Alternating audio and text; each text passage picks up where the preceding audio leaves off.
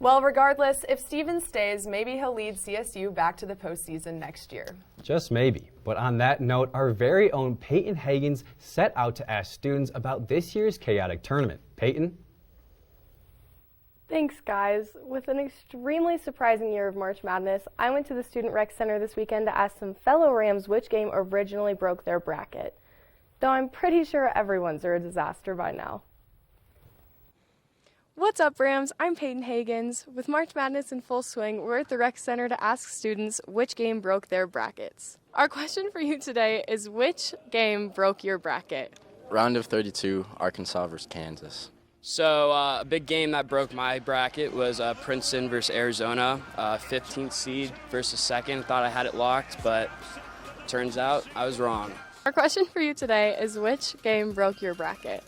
Being from Indiana, it would have to be Purdue. They let me down every March, so I probably should have guessed it this time, but it's okay. Our question for you today is, which game broke your bracket? Probably the Marquette game.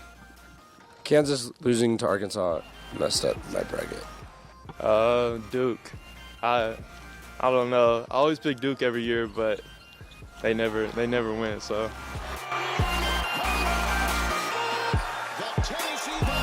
Needless to say, nobody's brackets are what they had hoped for this year. In fact, there were no perfect brackets left after Purdue was knocked out in the first round.